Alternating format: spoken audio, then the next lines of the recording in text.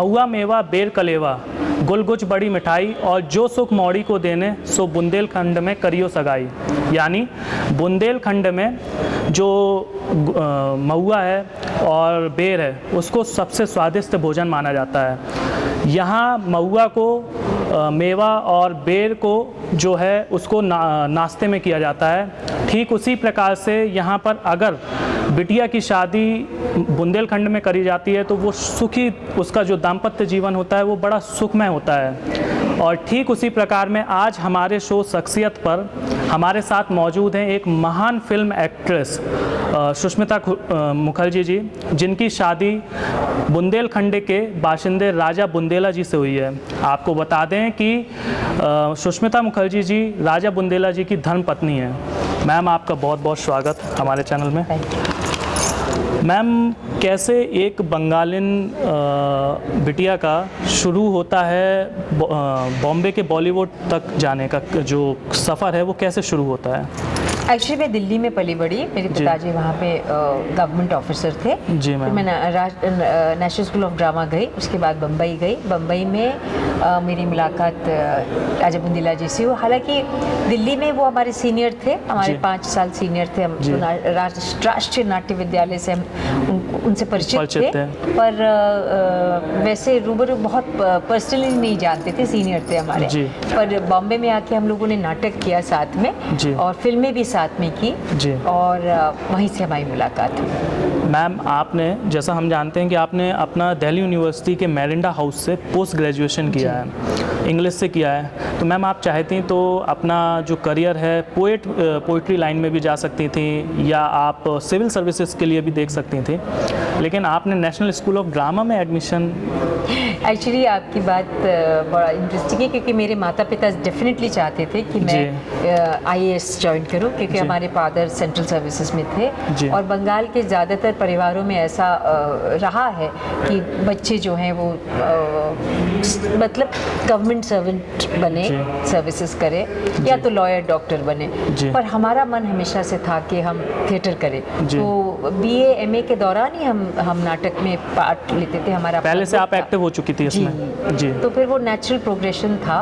पर उसके चलते एक चीज़ हुई कि मैं इतने सालों के बाद में लेखिका बन गई। मेरी एक पुस्तक ऑलरेडी अमेज़ॉन रिलीज्ड है, मी एंड जूही बेबी, अंग्रेजी किताब है, उसमें एक नॉवल है और उसको स्पीकिंग टाइगर ने पब्लिश किया। और एक और मेरी बांझ सीरीज कलेक्शन है, वो 2021 जनवरी में वो बुक लॉन्च होगी। एक तीसरी किताब क्राइम थ्रिलर मैंने लिखी है, बियॉन्ड खजुराहो, उसको मैं अभी टच कर रही हूँ, फाइनल टचअप। उसका पब्लिशर अभी उससे बात चल रही है। जी मैम, आप हज़ारों फिल्मों कई फिल्मों में और कई धारावाहिकों में काम कर चुकी हैं।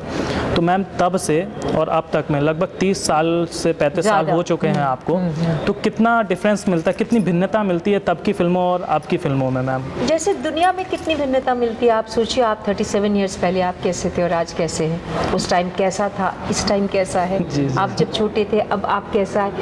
ये देखिए, परिवर्तन ही जीवन का सार है। जितना परिवर्तन होता रहेगा। हम लोग तो उस जनरेशन के थे कि हमने दूरदर्शन में काम किया। करमचंद हमारा एक बहुत फेमस सीरियल था जिससे हमारी शुरुआत हुई, और उसके बाद सैटेलाइट आया। सैटेलाइट 2000 के आसपास आया, तो जी, और ये पूरा एक किस्म का एक्सप्लोजन था। पहले 1-2 चैनल्स थे, फिर उसके बाद 7-8 चैनल हुए, फिर 50 हुए, तो सैकड़ों चैनल्स हैं। तो एक तरह से एक्सप्लोजन हुआ। अब आके जाके OTT चैनल्स आ गए, आपका नेटफ्लिक्स आ गया, अमेज़ॉन आ गया, एक और नया एक नया डेकेड शुरू हो गया, डिजिटल इरा। तो मैम, आप उस टाइम की फिल्मों को बेस्ट मानेंगी कि अभी की फिल्मों को बेस्ट मानेंगी? मैं कोई जज नहीं करती, मैं एक्ट्रेस हूँ। वो भी एक दौर था, ये भी एक दौर है। वो भी एक दौर अच्छा था, ये भी एक दौर अच्छा है। मैम, बुंदेला जी के अलावा आपको हमारे बुंदेलखंड में क्या खास लगा? सबका छू, हम तो इतना ही के हैं भाई, जे जानो, हमको सबका छू अच्छा लगा था। मैम, हमने सुना है आपकी जो बुंदेलखंडी भाषा है बड़ी टचेबल है, मतलब बड़ा मीठा है। हमें खूब पसंद है जी। और हमें बुंदेलखंड की हर चीज़ पसंद है। बुंदेलखंड में इतना मिठास है, यहाँ के लोगों में बहुत सच्चाई है, बहुत इनोसेंट है।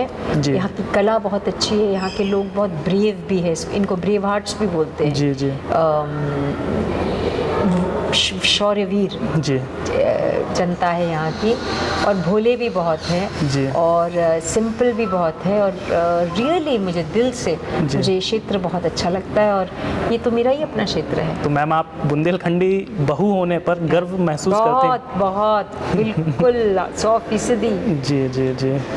मैम जैसा अभी आपने बुंदेलखंडी भाषा में कुछ एक बोला, मैम आपने कैसे बुंदेलखंडी भाषा को कमांड किया?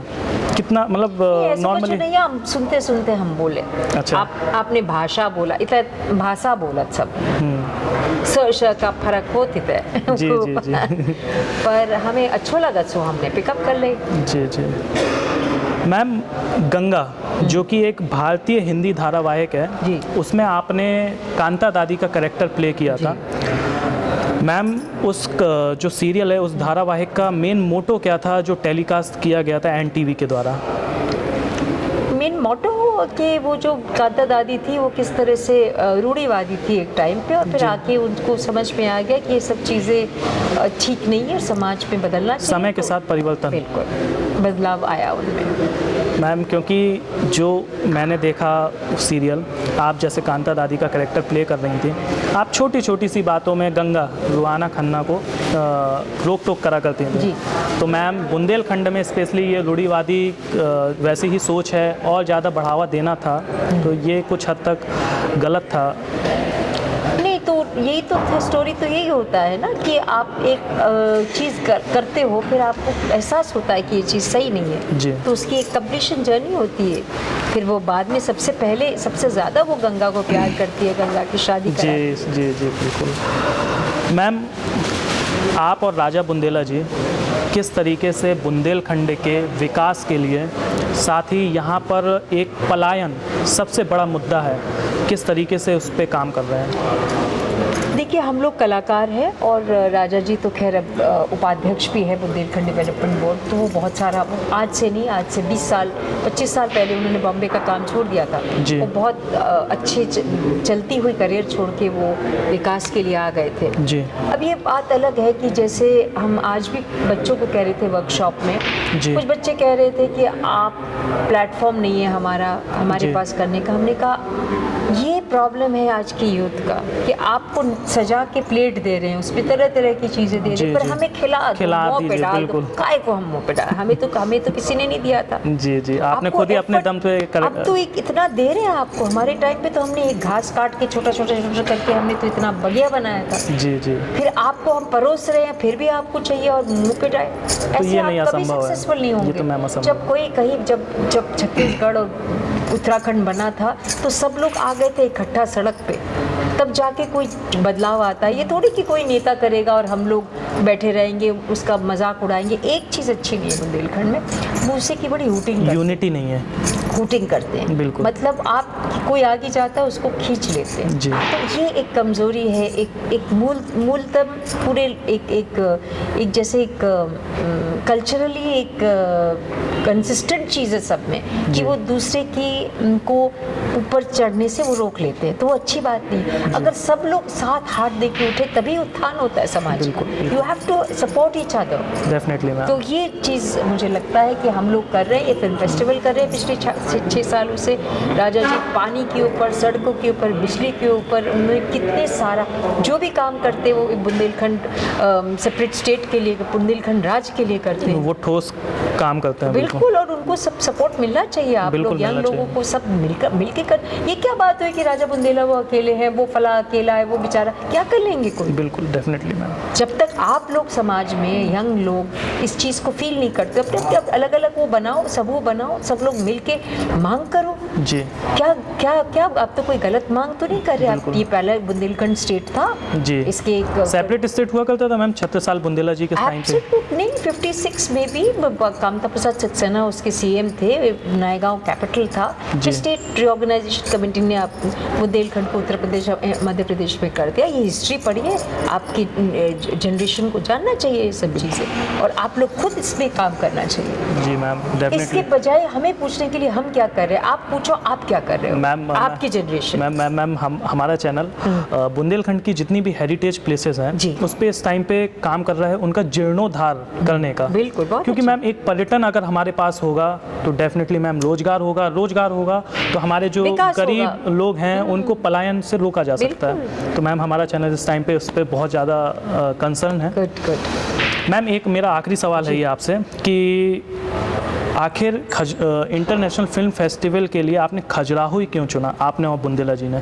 मैम ओरछा भी चुना जा सकता था, चित्रकूट था, पन्ना था, they are also a very best tourist spot. Chitrakoot में आपका इंटरनेशनल एयरपोर्ट है, पन्ना में है, नहीं। तो फिर आपको इंटरनेशनल फिल्म फेस्टिवल करना तो इंटरनेशनल लोग नहीं आएंगे, शेखर कपूर नहीं आएंगे, जेफरी ब्राउन नहीं आएंगे, तो अगर आएंगे तो कैसे आएंगे अगर आपका इंटरनेशनल एयरपोर्ट ही नहीं। पर एयरपोर्ट इतना सुंदर, लाखों का ये बंद है, कनेक्टिविटी नहीं है। कनेक्टिविटी नहीं है तो यहाँ पर। क्या करना चाहिए सब लोग को मिलके, आप लोग यहाँ पे सिग्नेचर कैंपेन करो, वो 7 दिन के लिए हम आते, हमें सवाल पूछते कि आपने क्या किया, आप क्या कर रहे हो, हम क्यों करें, हम तो कर रहे हैं जी। जनता क्या कर रही है, आके हाथ धो के इसको क्रिटिसाइज कर रहा, उसको क्रिटिसाइज करना, ये किया वो किया और निकल गए, ऐसा थोड़ी होता है जी। सब लोग मिलके करें, ये तो सब लोग यहीं के हैं जी है ना। तो इसलिए खजुराहो चुना गया था क्योंकि खजुराहो में इंटरनेशनल एयरपोर्ट है, खजुराहो में यूनेस्को हेरिटेज सिटी है, बिल्कुल, यहाँ यूनेस्को पे वर्ल्ड इतनी हेरिटेज। सारी वर्ल्ड हेरिटेज है, यहाँ पे इतनी सारी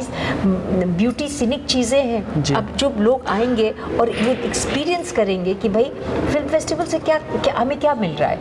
हम तो चाह रहे थे कि जो बच्चे यहाँ के बाहर नहीं जा सकते, हम बाहर को यहाँ लेके आएंगे, यहाँ पे कुछ हो, पर साल भर का कुछ और भी तो काम होना चाहिए। बिल्कुल। हम बाकी लोग मिलके कुछ करें ना, सब लोग बैठ जाते कि आपने क्या किया सवाल पूछते, गलत बात। मैम बिल्कुल यूथ को अवेयर होना Yes, पड़ेगा डेफिनेटली, yes. तभी कुछ हो सकता है।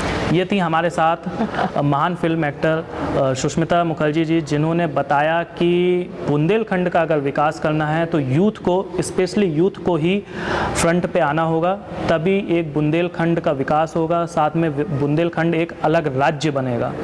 फिलहाल आज के हमारे शो शख्सियत पर इतना ही। अब हमारी और आपकी मुलाकात फिर होगी जब हम आपको और भी शख्सियतों से रूबरू कराएंगे। तब तक के लिए आप स्वस्थ रहें, सुरक्षित रहें। धन्यवाद।